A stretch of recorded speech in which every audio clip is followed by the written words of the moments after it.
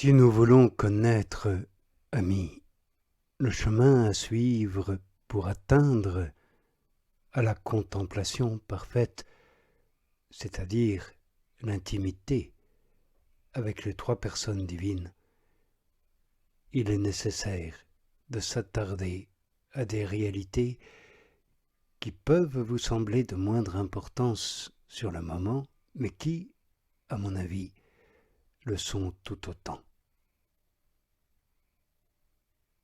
Si vous ne voulez ni en entendre parler, ni les mettre en œuvre, restez avec votre oraison discursive et méditative toute la vie.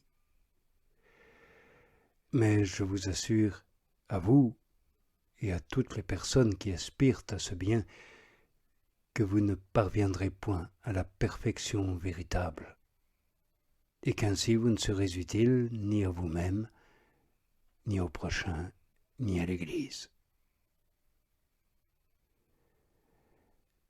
Seigneur Jésus, tout notre mal vient de ce que nous ne gardons pas les yeux fixés sur toi. Car si nous ne regardions que notre chemin, nous arriverions bientôt. Mais nous butons, tombons 1000 fois, regardons de droite et de gauche, et nous nous trompons de route, faute de fixer nos yeux sur le véritable chemin qui n'est autre que ta personne. Dieu nous préserve, amis, quand nous faisons quelque chose d'imparfait, de s'excuser en disant « nous ne sommes pas des saints ». Considérez que malgré que nous ne le soyons point, il est très bon de penser que nous pourrions le devenir en nous y appliquant, en prenant la main que Jésus nous tend. Et ne craignez point que son aide nous manque si nous nous aidons nous-mêmes. Et s'aider soi-même, ce n'est pas entreprendre, faire preuve d'audace ou d'initiative, mais c'est abandonner toute volonté propre en les mains de celui qui est tout et sans lequel nous ne sommes rien. Et puisqu'être chrétien, ce n'est que vivre dans le chemin de la perfection, mettons-nous à l'ouvrage, comme on dit. Comprenons bien qu'en suivant fidèlement le Seigneur, il n'est rien dont nous ne puissions présumer de venir à bout avec sa grâce. Voilà la seule présomption qu'il nous faut avoir, la seule audace qui soit sainte et qui nous fait toujours grandir en humilité, celle de tout quitter ou d'accepter de tout perdre pour lui. Car Dieu aide les forts sans acception de personne.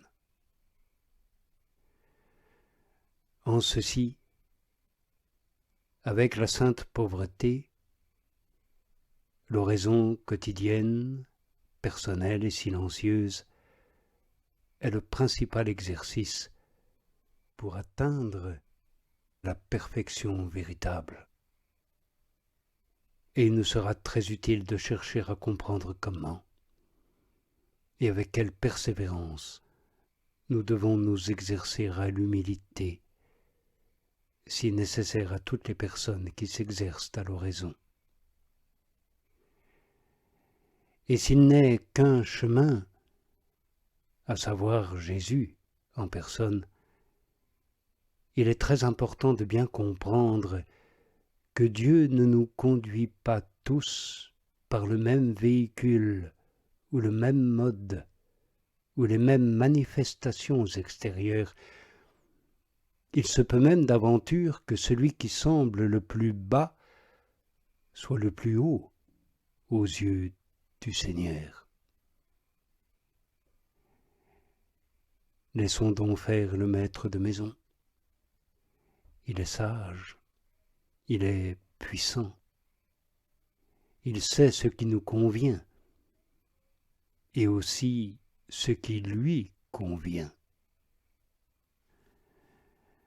Je vois peu de chrétiens véritables qui ne soient vaillants et déterminés à souffrir, car la première des choses que fait le Seigneur, s'ils sont faibles, c'est de leur donner du courage et de faire qu'ils ne craignent point les peines.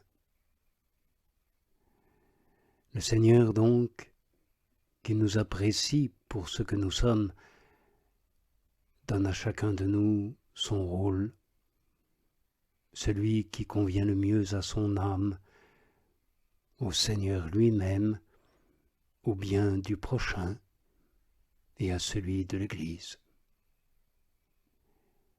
Et si vous n'échouez pas, faute de préparation, ne craignez pas que vos travaux soient perdus. Considérez que je dis bien que tout baptisé doit chercher à obtenir la perfection. Non celle que le monde établit comme telle, mais celle dont Jésus et Marie nous ont donné l'exemple. Les chrétiens doivent lever très haut l'étendard de l'humilité et souffrir tous les coups qu'on leur porte sans en rendre aucun. Leur mission est de souffrir comme le Christ Jésus, de porter haut la croix, de ne pas la lâcher au milieu des dangers, d'accepter en silence les condamnations, les faux jugements des mondains, et de ne montrer aucune faiblesse dans la souffrance. C'est pour cela qu'on leur donne un si honorable emploi. Laissons faire le Seigneur. N'imitons pas ces personnes qui veulent demander à Dieu des régals, des honneurs, des reconnaissances, comme si c'était justice. Jolie façon de pratiquer l'humilité. Celui qui connaît tout fait bien de ne leur en accorder que rarement. Il voit clairement que ces personnes ne sont pas prêtes à boire le calice. Jugeons de nos progrès, amis, à ce que chacun d'entre nous tienne la place que le Seigneur lui a donnée, sans chercher ni à en sortir, ni à la conserver, agissant sans retour sur soi, et que nos actes prouvent que nous l'entendons ainsi.